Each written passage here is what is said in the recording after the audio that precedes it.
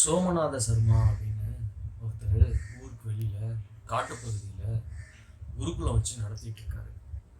அந்த குருகுலத்தில் நிறைய மாணவர்கள் பயில்றாங்க. அதோட சேர்ந்து முகுந்தன் ஒரு மாணவனும் அந்த குருகுலத்தில் சேர்ந்து படிச்சுக்கிட்டு இருக்கான். Hi, hello everyone, I am Vasantham Tamil. உங்களுக்கு முக்கியமான கதையை சொல்கிறதுக்கு வந்திருக்கேன். நீங்கள் எல்லாம் கேளுங்க.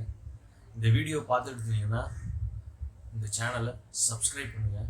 எனக்கு ரொம்ப மோட்டிவேஷனாக இருக்கும். இன்னும் நல்ல அற்புதமான கதைகளை உங்களுக்கு சொல்கிறதுக்கு ரெடியாக இருக்கு.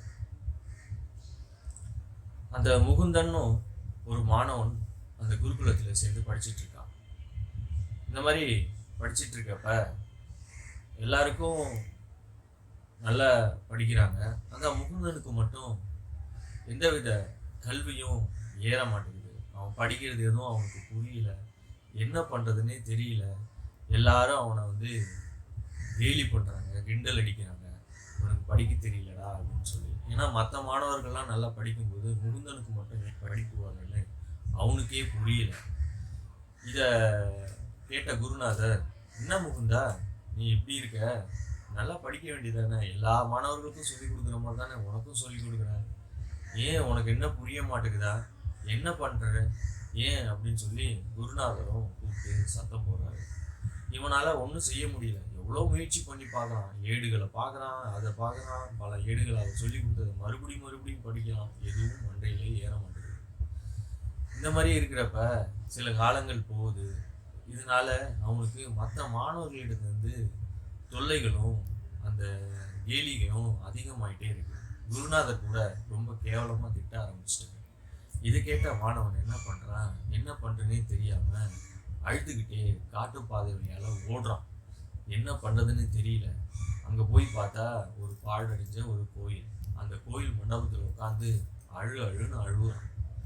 ஒரு கட்டத்தில் அவனுடைய அழுவை எல்லாம் பீறிட்டு போய் என்ன பண்ணுறதுன்னு தெரியாமல் அந்த கோயில், இந்த மண்டப கோயிலோட கருவறைக்குள்ள பார்க்குறான். ஒரு பிரம்மாண்டமான ஒரு காளி சிலை இருக்கு. அந்த காளியை பார்த்து அவன் என்ன பண்ணுறான், ரொம்ப ஒரு விரக்தியில் அந்த அம்மாவோட பாதத்தை பிடிச்சிக்கிட்டு அந்த பாதத்தில் தன்னுடைய தலையை இடிச்சுக்கிட்டு அழுகுறான். அறிவை கொடு, புத்தியை கொடு, அறிவை கொடு, ஞானத்தை கொடு, அறிவை கொடு, புத்தியை கொடு, அறிவை கொடு, புத்தியை கொடு அடிச்சுக்கிட்டு அழுகுறான்.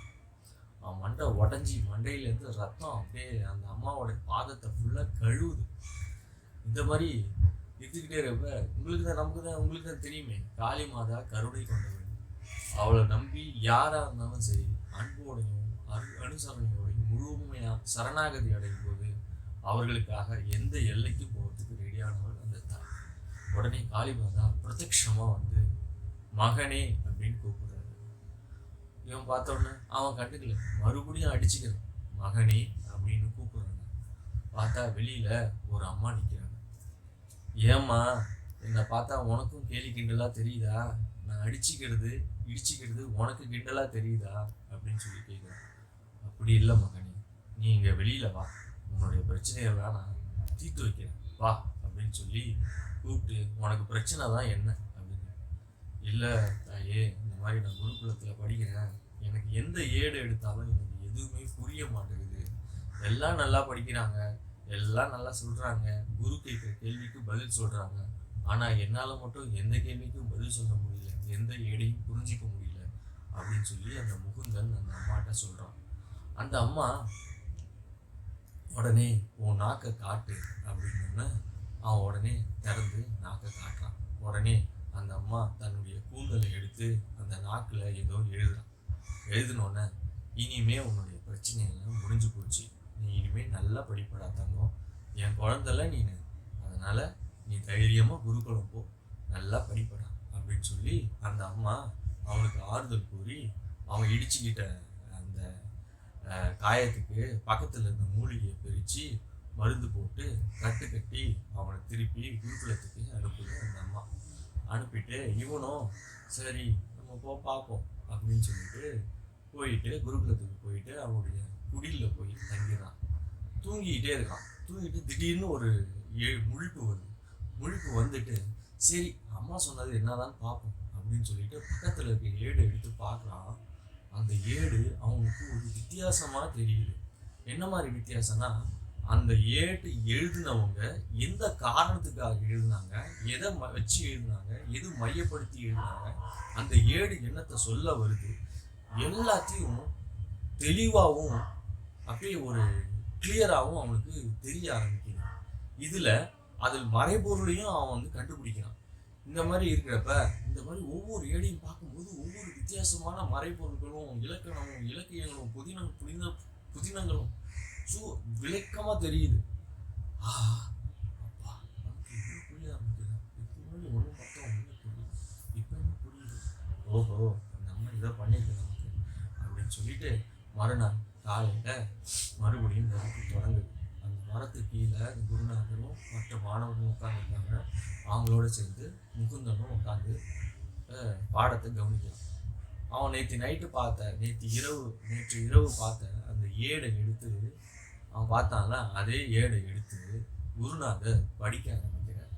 இந்த மாதிரி படிச்சுட்டே இருக்கும்போது அதனுடைய அர்த்தங்கள் எல்லாம் மாணவர்களுக்கு சொல்லிக்கிட்டு இருக்கும்போது குருநாதருக்கு ஏஞ்சி முகுந்தனோட ஏஞ்சி, குருநாதரே எனக்கு ஒரு சந்தேகம் அப்படிங்கிற, நீங்கள் சொன்ன இலக்கணத்தில் இந்த இலக்கண வழி உங்களுக்கு சொன்னது கரெக்டு தான், ஆனால் இதில் வேற ஒரு மறைபொருள் இருக்குது, அந்த மறைபொருள் இதுதான் அப்படின்னு சொல்லி அந்த மறைபொருளுக்கான அர்த்தத்தையும் இதையும் சொன்னோன்னே குருவுக்கு ஒரே அதிர்ச்சி.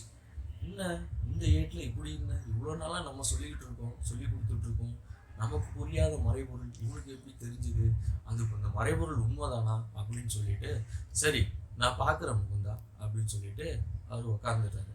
மறுபடியும் வகுப்புகள் தொடங்கி முடிஞ்ச பிறகு அந்த குருநாதர் மறுபடியும் அவருடைய குடிலுக்கு போயிட்டு அந்த ஏடுகள்லாம் எடுத்து பார்க்குறாரு. அதோட சம்மந்தமான 10 ஏடுகளையும் இலக்கிய நூல்களையும் பார்க்கும்போது அந்த முகுந்தன் சொன்ன மறைபொருள் உண்மையாக தெரியுது. இவ்வளோ நாள் நம்ம மாணவர்களுக்கு ஒரு தப்பான ஒரு மறைபொருள் இல்லாத ஒரு இதை சொல்லிட்டு கொடுத்துருக்கோம் அப்படிங்கிற ஒரு இதை நம்ம உணர்ந்துக்கிட்டு நேராக மறுபடியும் அடுத்த நாள் காலையில் மறுபடியும் வகுப்பு தொடங்கும்போது முகுந்தனை கூப்பிட்டு, இதுக்கு உண்டான ஏடு ஏதாச்சும் மறைபொருள் உனக்கு தெரியுதா அப்படின்னு சொல்லி பாடம் சொல்லி கொடுக்கறதுக்கு முன்னாடியே கேட்குறாரு.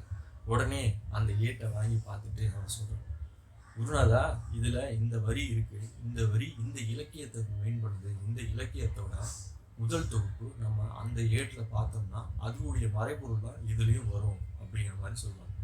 இதை பார்த்த குருநாதருக்கு என்ன ஆச்சரியம், என்னடா இப்படிலாம் சொல்கிறானே, திடீர்னு உனக்கு என்ன ஆச்சு அப்படின்னு சொல்லிட்டு ரொம்ப மலைச்சி போகிறாரு. எல்லாரும் அந்த மறைபொருளையும் அர்த்தங்களையும் சொல்ல அந்த மற்ற மாணவர்களுக்கு ரொம்ப அதிர்ச்சியாக இருக்குது. என்ன முகுந்தன் நல்லாவே படிக்க மாட்டான், எதுவும் கேட்டாலும் கேள்வி கேட்டாலும் முன்னும் நிற்பான், ஆனால் இந்த அளவுக்கு சொல்கிறானே அப்படின்னு சொல்லிட்டு ரொம்ப ஆச்சரியப்படுறாங்க. அதுக்கப்புறம் இந்த வகுப்புகள்லாம் முடிஞ்ச பிறகு அடுத்த அன்னைக்கு இரவு முகுந்தனோட குடிலுக்கு அந்த குருநாதர் வராரு. வந்து பார்க்குறாரு. உடனே எல்லா ஏடுகளையும் படித்து எடுத்து வச்சுட்டு நல்லா படித்து முடிச்சுட்டு அந்த அசதியில் அப்படியே தூங்கினா. விளக்கு எரியுது, சுற்றி ஏடுகளாக இருக்குது, அவங்க எடுத்து வச்ச குறிப்புகள்லாம் பக்கத்துலேயே இருக்குது.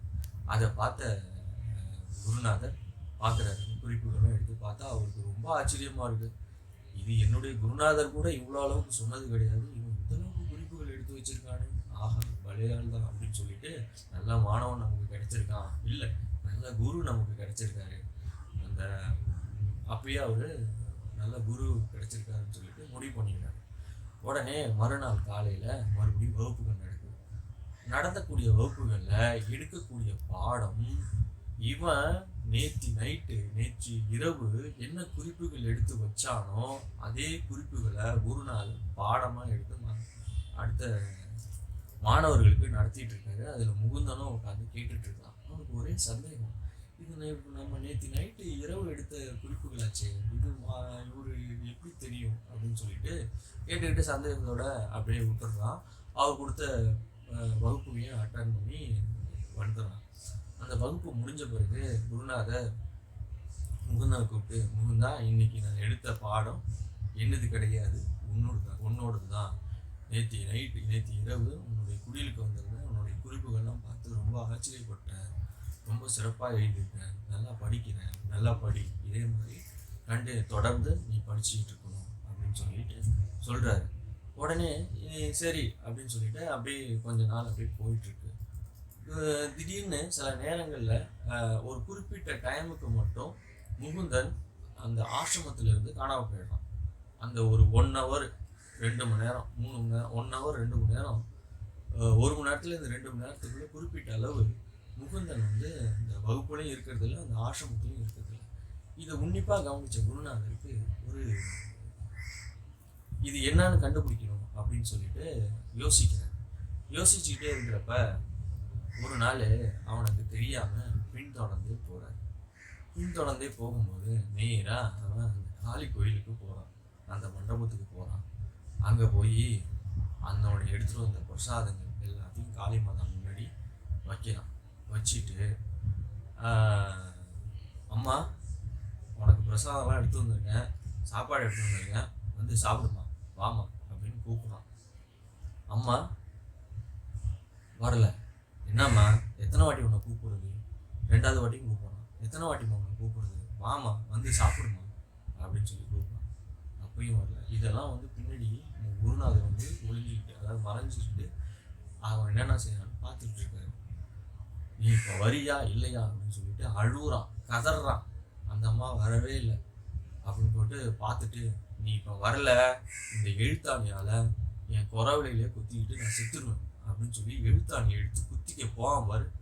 உடனே அந்த அம்மா வந்து மகனே அப்படின்னு சொல்லி வந்து நிற்பாங்க. என்னம்மா இப்படி பண்ணிட்டேன், நான் தினந்தோறும் உனக்கு பிரசாதம் வந்து கொடுத்துட்டு இருக்கேன், நான் கூப்பிட்ட உடனே வந்துடுவேன், இன்னைக்கு மட்டும் ஏமா வரவே இல்லை அப்படின்னு சொன்னாங்க. அந்த அம்மா அப்படியே புன்முறுவலை சிரிக்கிறாங்க காளி மாதா. ஆனால் அந்த காளி மாதா சிரிக்கிறாங்க. ஐயோ அப்படின்னு சொல்லிட்டு சிரிச்சுக்கிட்டு இந்தாம்மா பிரசாதம் சாப்பிடு, இங்கே பாரு உனக்கு பழங்கள் எடுத்துகிட்டு வந்திருக்கேன், இங்கே பாரு உனக்கு வந்து இதெல்லாம் கொட்டைகள்லாம் அந்த கடலையால் செஞ்சக்கூடிய இது செஞ்சு எடுத்து வந்திருக்கேன், பலகாரங்கள்லாம் எடுத்து வந்திருக்கேன், இங்கே பாருமா உனக்கு பிரசாதம் பிடிக்கும்னு சொல்லிட்டு சக்கரை பொங்கல் எடுத்து வந்திருக்கேன் அப்படின்னு சொல்லிட்டு எல்லாத்தையும் எடுத்து கொடுத்தோன்னே அந்த அம்மாவும் சாப்பிட்டுட்டு, அப்பா இன்னைக்கு நமக்கு வயிறு ஃபுல்லாகிடுச்சுடா உங்களுடைய அன்பால் அப்படின்னு சொல்லிட்டு அந்த அவனை வந்து தலையில் தொட்டு ஆசீர்வாதம் பண்ணிட்டு அந்த அம்மா மறுபடியும் போய் மறைஞ்சிடுது.